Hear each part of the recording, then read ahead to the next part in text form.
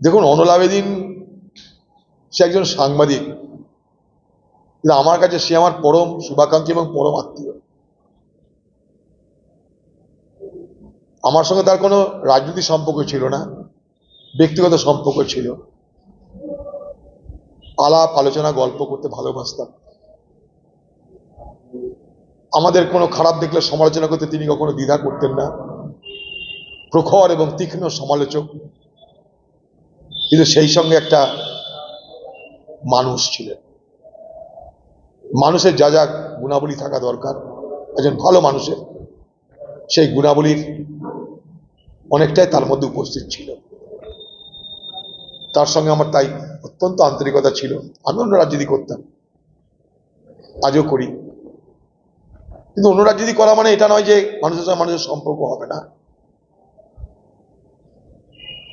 অনল আবেদিনের মতন ব্যক্তিরা চলে যাওয়া মানে ভালো মানুষের যে তালিকা আছে না, সেখানে একটা সংখ্যা কমে যাবে। সমাজের জন্য এই সমস্ত ব্যক্তির অবদান অনস্বীকার্য। শুধুমাত্র জায়গা পায়নি, কারণ সে ছিল একজন সৎ চরিত্রের ব্যক্তি, যে কারোর কাছে আত্মসমর্পণ করে নিজের মর্যাদাকে ক্ষুণ্ণ করতে চাননি। যদি নিজের মর্যাদাকে ক্ষুণ্ণ করে তিনি আত্মসমর্পণ করতেন স্বার্থান্বেষী মানুষগুলোর কাছে, তাহলে কিন্তু তার আজকে এই দুরবস্থা হতো না।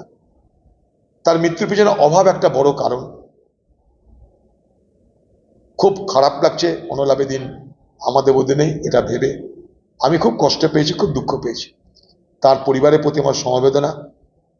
এই বিষাদময় সময়ে তাদেরকে সান্ত্বনা দেওয়ার ভাষা নেই আমার। তারা যেন সকলে অনল আবেদিনের বিদায়ের যন্ত্রণা সহ্য করে, তার যেন উপরওয়ালা তাদেরকে শক্তি দিন। আমি খুব কষ্ট পেয়েছি এবং পাচ্ছি।